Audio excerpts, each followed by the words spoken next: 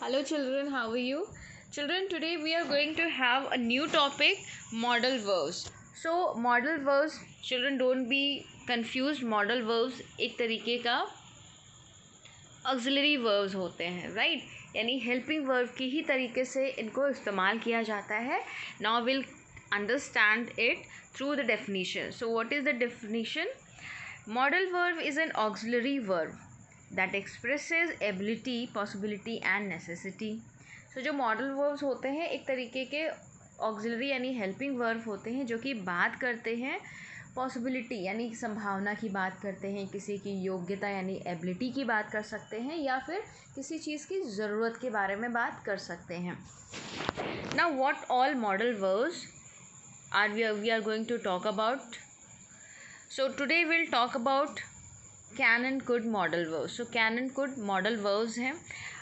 Though children there are many modal verbs, but in your course few of them are only going to be taught. So कुछ ही इसमें पढ़ाई जाएंगी. So you need not to worry about all, but you should know that what all modal verbs we have to study in future. So modal verbs such as must, shall, should, can, could, may, might, will, would, etc. Right. So ये कुछ ही लिखे हुए हैं, इसके अलावा भी बहुत सारे होते हैं. अब आपकी क्लास में जो दिया गया है मॉडल वर्ब इस चैप्टर में, that is can and could. So children, can and could क्या होता है? आपने प्रेजेंट पार्टिसिपल्स और पास्ट पार्टिसिपल्स पढ़े होंगे. Few days ago I made a video on that. Now can is a present tense form but could is a past form of can. So can की जो past form होती है वो होती है could. ये एक छोटी सी information है that may be told in the next content. So can is used to ask permission. अब can का इस्तेमाल कैसे हम करते हैं, कहाँ करते हैं, किन चीज़ों के लिए करते हैं, we'll see now. So can is used to ask permission to do or say something. So can का इस्तेमाल कहाँ होता है? पहले हमेशा हमें याद रखना है कि can का इस्तेमाल परमिशन लेने में होता है या परमिशन देने में होता है. And then it talks about ability in present, right? So can का इस्तेमाल एबिलिटी को शो करने में होता है, और कौन सी एबिलिटी? जो कि प्रेजेंट में है. So let me give you one example so that you can understand ये प्रेजेंट में कौन सी एबिलिटी की बात की जा रही है. तो जब हम कहते हैं मैं ये काम कर सकता हूँ, यानी मैं प्रेजेंट में ये काम बता रहा हूँ कि मैं कर सकता हूँ या कर सकती हूँ, यानी ये मेरी प्रेजेंट की योग्यता है कि मैं इंग्लिश बोल सकती हूँ, मैं इंग्लिश पढ़ा सकती हूँ. हम सब इंग्लिश बोल सकते हैं, रीड कर सकते हैं, राइट? सो ये हमारी प्रेजेंट यानी वर्तमान की एबिलिटी को शो करता है. तो जब हमें वर्तमान की एबिलिटी को शो करना हो, बताना हो, तो हम क्या यूज़ करेंगे? कैन यूज़ करेंगे. सो कैन का इस्तेमाल दो जगह पर हमने सीखा. पहला परमिशन लेने और देने में, और दूसरा हम अपनी वर्तमान की योग्यता को बताने में इसका इस्तेमाल करते हैं. Now will have some examples quickly. Now the first example is I can do your work. मैं तुम्हारा काम कर सकता हूँ. It means ये मैं जो है वो बता रहा है कि प्रेजेंट में मैं तुम्हारे काम करने के लायक हूँ या मैं तुम्हारा काम कर सकता हूँ. I am able to do your work. Then I can swim properly. मैं अच्छे से तैर सकता हूँ, यानी फिर से कोई अपनी एबिलिटी बता रहा है कि मैं तैर सकता हूँ. Next example says, can I come with you? Now here children, somebody is asking for permission from someone. कोई किसी से परमिशन ले रहा है, पूछ रहा है कि क्या मैं तुम्हारे साथ आ सकता हूँ. तो सामने वाले पे डिपेंड करता. अगर सामने वाला कहता हाँ भाई तुम आ सकते हो, yes you can come, right? तो यहाँ पर क्या हुआ? कोई परमिशन मांग रहा है और इसका जो आंसर आएगा वो क्या होगा? परमिशन देने वाला होगा, यानी you can come with me. Then the next example again, can you do me a favor? क्या तुम मेरा काम कर सकते हो? तो सामने वाला अगर कहता है हाँ भाई मैं तुम्हारा काम कर सकता हूँ, सो इसका जो आंसर होगा परमिशन देने जैसा हो जाएगा, या फिर कोई किसी के एबिलिटी को यूज़ करना चाहता है, क्या भाई तुम मेरा काम कर सकते हो, मैं कर नहीं पा रहा हूँ तो तुम क्या काम मेरा कर सकते हो, तो सामने वाला कह रहा है येस आई कैन। ठीक है, तो यहाँ पर हमने देखा परमिशन लेने, कैसे हमें परमिशन लेना, even very simple permission we all keep on asking during our school days that may I come in, can I come in, can I talk to you, can I take your pen, can I take your notebook. So ये क्या है, ये सारे examples हैं can के, right. तो जब हम क्वेश्चन बनाते हैं तो हेल्पिंग वर्ब पहले लिख देते हैं, राइट। तो यहाँ पर कंफ्यूज नहीं होना है, परमिशन मांगी भी जाती है, परमिशन दी भी जाती है। मांगने के लिए भाई हम क्वेश्चन करेंगे, आंसर देते हुए हम नॉर्मल सेंटेंस बना देते हैं। और फिर दूसरा क्या है, जब हम अपनी एबिलिटी को शो करते हैं। So children this is about can. Now will see the next modal verb that is could. अब कुड में क्या है, could is a past form of can and used to talk about ability in past and ask a polite question. Yes, so अब could का थोड़ा सा ज़्यादा work है as compared to can. How we'll see. तो as I told you earlier in the beginning of the video that could is a past form of can. So जो can की past form होती है वो क्या होती है, could.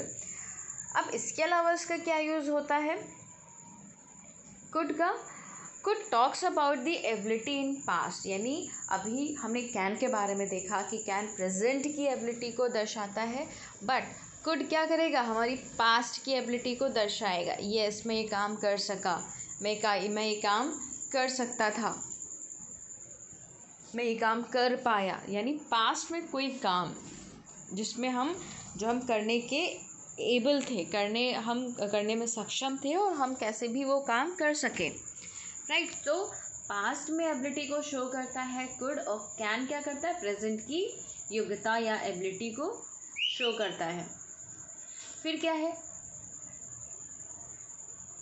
Ask a polite question. Yes it is used to ask a polite question. So children could is really a formal, आप कह सकते हो फॉर्मल वे ऑफ आस्किंग है, जब हमें किसी अपने से बड़े या फिर अपने ऑफिस में या फिर अपने स्कूल में टीचर से या फिर अपनी प्रोफेशनल लाइफ में अपने बॉस से परमिशन लेनी होती है, तो बहुत ही विनम्रता से भरा हुआ जो तरीका होता है कुछ पूछने का या कुछ परमिशन मांगने का या फिर किसी की एबिलिटी को शो करने का, तो हम कुड का इस्तेमाल करते हैं और हमें कुड ही इस्तेमाल करना चाहिए। And I would say that use could instead of can, right. तो आप मे भी यूज़ कर सकते हो, कैन भी यूज़ कर सकते हो, परमिशन मांगने में कुड भी यूज़ कर सकते हो, but could is really a great way of asking for a polite question. अब कैसे हम क्वेश्चन करते हैं किसी से, कि सपोज़ आपको अपने बॉस से बोलना है या अपने प्रिंसिपल सर से या मैम से बोलना है कि क्या मैं अंदर आ सकता हूँ, क्या मैं बैठ सकता हूँ। तो चिल्ड्रन हमने देखा है कि हम लोग मे आई कहते हैं, ठीक है। तो मे आई तो अच्छा वर्ड है, मतलब अच्छा तरीका है कहने का, it is very very formal. But अगर आप इसको मे की जगह कैन यूज़ कर लोगे ना, तो it is going to leave wrong impression और बैड इम्प्रेशन, अच्छा इम्प्रेशन नहीं पड़ेगा। तो इंस्टेड ऑफ मे और can I would suggest you to use could.